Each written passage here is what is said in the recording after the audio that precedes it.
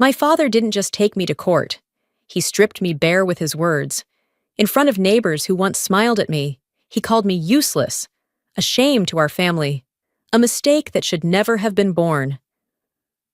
Laughter rippled through the room, and in that moment, I realized he hadn't come for justice. He came to destroy me. My name is Geraldine Prescott, and this is what he never expected me to reveal. The county courthouse smelled of varnish and old paper, its benches filled with familiar faces from town. I sat at the defense table, hands folded, eyes lowered, as my father took the stand like it was a pulpit. His voice rolled across the room, steady and booming, each word sharp and to cut.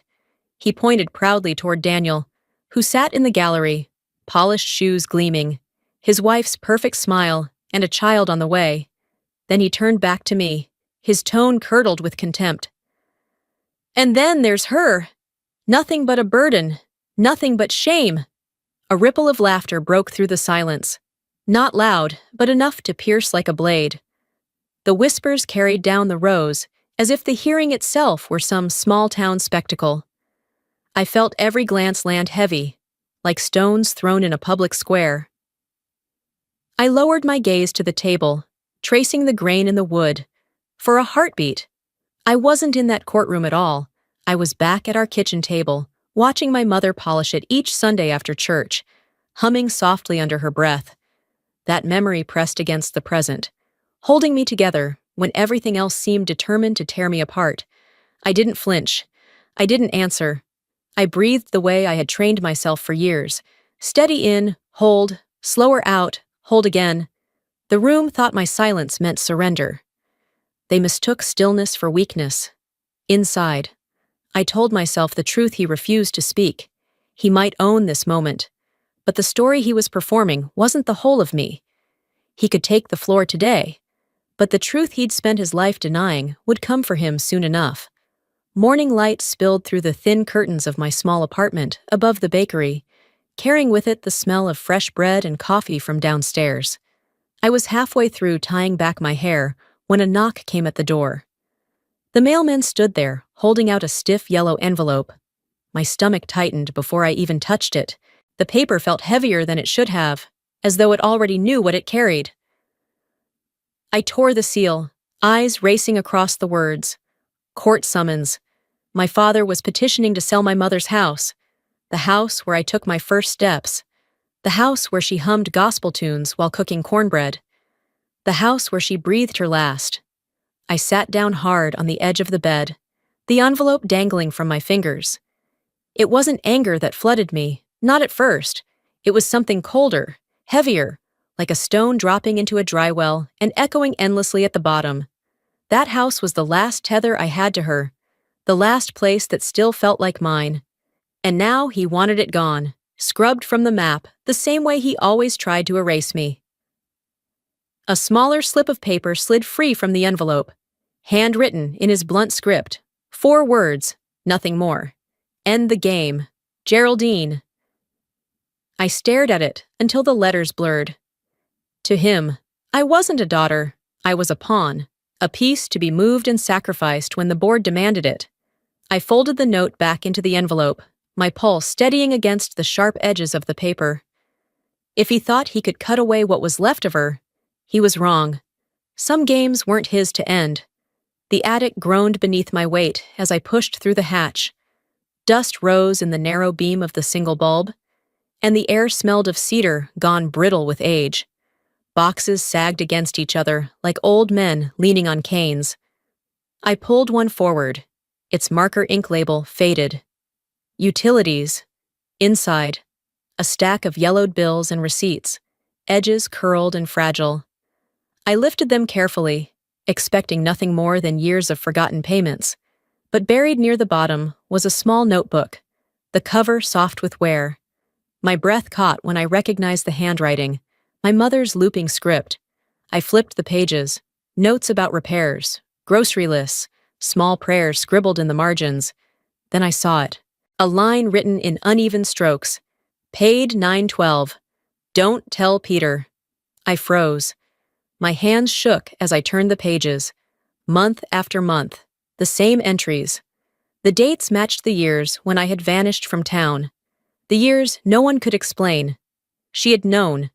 She had tracked every payment I made, and she had hidden it from him. A memory pulled me back. A night at the kitchen table, her hand covering mine, her voice trembling but steady. "I trust you." She never asked where I had been, never questioned the bruises I couldn't explain. She just waited, and she protected me with her silence. I lowered myself onto the attic floor, the journal heavy in my lap. The light flickered above, throwing long shadows across the beams. Tears blurred the ink as I whispered, "You always knew, and you chose silence for me."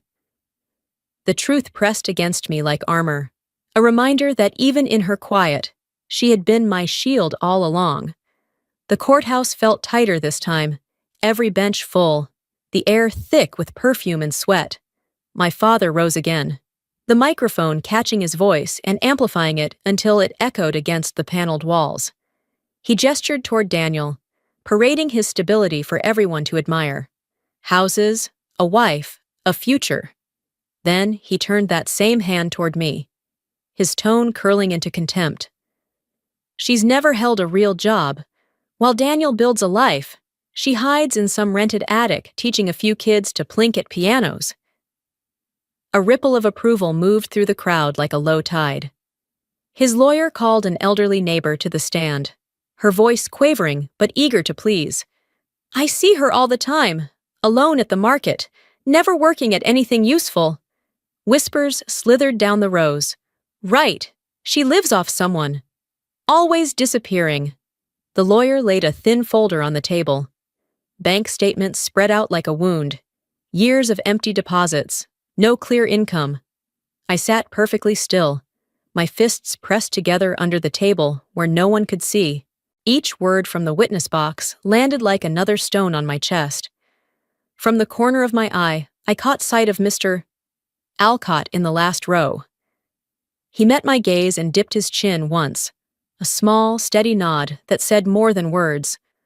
"Hold your ground." The laughter, the papers, the smirks all blurred into one noise. For them, the verdict was already decided. I was nothing. Rain ticked against the window as I shut the apartment door behind me. The smell of yeast from the bakery below drifted up, mingling with the damp chill. I pulled back the rug, pried open the square of floor I'd sealed years before. Dust rose like a ghost when the metal lid of the safe swung free. Inside lay the envelope I hadn't touched since the day I came home. Heavy stock, red seal. The emblem pressed deep into the paper. My fingers trembled as I slid it open. The words were stark, official. Geraldine Prescott, 12 years active service, special operations, classified assignments, mortgage contributions verified by the Department of Defense. For a moment, I couldn't breathe. Every bruise I'd hidden, every month I'd vanished without a word, every lie I'd been forced to tell this town, compressed into a few unyielding lines. I hadn't wanted to show it. To expose it meant surrendering the only part of my life that was truly mine. But he had left me no choice. The next morning at the market, Mr. Alcott paused beside me, his hand resting on his cart. "You don't owe this town a thing," he said quietly. "But when the time comes, let me stand with you." His words hung in the cool air like a promise. I understood then this fight was no longer about walls and deeds. It was about my mother's memory, and whether the life I'd risked everything to live would be erased or finally seen. The heat pressed down on the courtroom that afternoon, the ceiling fans barely stirring the heavy air. My father strode in with the confidence of a man who believed the ending was already written. This time, he didn't just rely on his words. He brought others with him. The first was a retired accountant, spectacles perched low on his nose. He cleared his throat and declared, "In all my years reviewing records, I never saw Geraldine report steady income. She never paid consistent taxes." The next was a neighbor, her voice sharp with certainty. "She disappears for months at a time. I can't imagine how she survives. Someone must be supporting her." Murmurs rolled through the benches like a wave crashing against stone. "She's a leech!" someone whispered, and the word caught, spreading from row to row. I sat unmoving, though my hands trembled beneath the table. My father watched me with a gleam of triumph, as if each accusation were another nail sealing the lid. Then his lawyer produced photographs, grainy images of me returning to town years ago, clothes threadbare, bruises still dark along my arms. "This," he said smoothly, "is the picture of someone reckless and unstable." The gasps and whispers grew louder, rising until they drowned the hum of the fans. I bit down hard, steadying myself against the surge of voices. Their trust in me was gone. I could feel it bleeding out of the room. But inside my bag, the envelope from the Department of Defense weighed heavy. Hot as an iron brand, I wasn't ready to press into the world. The hearing stretched on, the room tense enough to snap. The opposing lawyer turned to me at last, his voice sharp, questions flung like daggers. "Where were you during those years you disappeared? How did you survive? Who paid for you?" I lifted my head, met his stare, and answered evenly. "I served something that cannot be written in public record. Those who have ever worn the uniform will understand." The laughter was immediate, low and cruel, spreading like smoke through the chamber.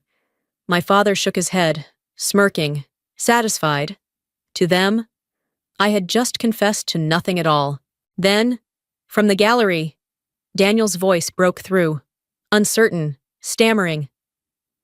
She vanished even when Mom was sick. I asked her where she went, and she never answered." His words landed like fire on dry grass, igniting the crowd. People muttered angrily, shaking their heads. My father's smirk widened. But then my eyes found Mr. Alcott in the back row. He placed his hand firmly over his chest, gave me a single, deliberate nod. No words, just the weight of recognition. It was enough. I sat there caught between the roar of scorn and the quiet strength of that gesture. The choice was clear: remain silent and let them bury me, or reveal the truth I had carried alone for 12 long years. I could feel the edge of the decision beneath my feet, the drop yawning wide. The moment to step forward was nearly here. The courthouse was packed so tightly that elbows touched, breaths mingled, and the walls themselves seemed to press inward. After days of accusations and whispers, the crowd was primed for my collapse. I could feel the anticipation hanging in the air like a storm about to break. My attorney rose slowly, her chair scraping against the worn wood. She didn't argue, didn't raise her voice. Instead, she slid a thick envelope across the table, the red seal catching the light. The clerk carried it to the bench. The thud it made on the judge's desk felt like a drumbeat in my chest.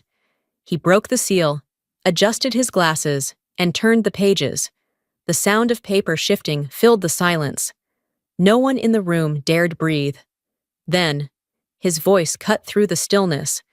"Geraldine Prescott, 12 years of active service in the United States Special Operations, classified assignments, mortgage payments on the disputed property verified by Department of Defense allotments." The words rang out like gunfire. Gasps rippled through the gallery. My father's face drained of color, his mouth slack. Daniel bowed his head, unable to meet my eyes. Around us, neighbors who once laughed now sat stunned, jaws open, whispers scattering like startled birds. And then, from the last row, Mr. Alcott rose, his back straightened, his hand lifted in a crisp salute. The old wood benches creaked as the room fell into absolute silence. That single gesture carried more weight than every insult ever hurled my way. I didn't weep. I didn't smile. I simply stood taller, letting the truth do what it always does, speak louder than any voice raised against it. The air inside the courtroom still hummed from the weight of what had just been revealed. The judge's words lingered like a bell that refused to stop ringing, and every pair of eyes turned to me. My attorney gave a slight nod, and the judge cleared his throat. "Ms. Prescott, you may speak." I rose slowly, the wood of the bench groaning under my hand as I steadied myself. My voice, when it came, was not trembling or sharp. It was calm, carrying the weight of something that had lived inside me for far too long. My mother, I began, letting the silence settle around the name, believed music could keep a person standing when everything else threatened to break them. It was her anchor when bills piled up, when winters stretched cold, when life felt heavier than she could carry. She passed that belief to me, and it carried me through more than she ever knew. I let my eyes sweep across the room. Faces once twisted in mockery, now softened, uncertain. That's why I'm creating the Margaret Prescott Music Scholarship, for children in this town who can't afford lessons, but still hear something inside them worth nurturing. Instruments, classes, maybe even tuition one day, whatever it takes to keep the music alive where she once sang. There was no applause, no cheer, just a shifting in the room. Some lowered their heads as if ashamed. A woman near the back wiped her eyes, and I realized it was my old middle school music teacher. Her shoulders shook quietly as she cried, and for the first time, I felt the current change. Then, as if on cue, my father shot to his feet, his chair scraping violently against the floor. His face was flushed, voice rising with fury. "Don't turn this into a spectacle! Don't you dare use her name!" Before he could finish, the judge raised his hand sharply. His voice cut through the tension like a blade. "Mr. Prescott, sit down! Do not force me to hold you in contempt!" The courtroom froze. My father's mouth snapped shut. His jaw twitched as though he might explode, but he sank back into his seat, red-faced and stripped of his dominance. For the first time in my life, I saw him silenced by more than just me. I exhaled slowly, my gaze moving past him. In the far row, Mr. Alcott stood tall, his eyes locked on mine. He gave a slow, deliberate nod, his lips shaping a single word I had longed to hear but never expected: respect. The word wrapped around me like armor, and I felt something loosen inside my chest. For once, the silence in that room wasn't heavy, it was reverent. The porch light hummed faintly, its yellow glow casting long shadows across the steps. Beyond it, the yard lay in darkness, alive only with the rasp of crickets and the steady whisper of wind through the pines. I sat on the swing, the chain creaking softly as it rocked, when headlights swept across the grass. Gravel crunched beneath tires. Then the engine cut, leaving the night in sudden silence. My father climbed out of the truck, his figure outlined in the dim light. There was no swagger in his steps this time, no booming voice announcing his arrival. He walked slowly, his boots heavy on the wood of the porch. In his hands, he carried a small wooden box, its paint chipped, its corners worn smooth by years. He set it carefully on the railing between us, his hand lingering for a heartbeat before pulling away. His voice came low, almost unsure, stripped of its usual bite. "I won't call you useless again." I met his eyes, steady and unflinching. "I don't need you to be proud of me," I said. "I only need you to stop lying about who I am." For a long moment, neither of us moved. Then he closed the lid of the box with a soft click, pulled it back to his chest, and gave a short nod. Without another word, he turned. His shoulders slumped as he descended the steps, the sound of his boots fading into the gravel drive until the dark swallowed him whole. It struck me then, for the first time in decades, he had left without shouting, without venom, without the last word. There was no thunder trailing behind him, only the quiet hum of insects and the sigh of the trees. I leaned back into the swing, the night air cool against my face. The house around me no longer felt like a battlefield, but like a sanctuary. I filled my lungs with the scent of pine and old rain, let it settle deep inside me, and released it slow. The weight I had carried for years, his scorn, the silence of my secret, the shadow of his voice, slipped away with that breath. What remained was simple and unshakable. The truth had been spoken.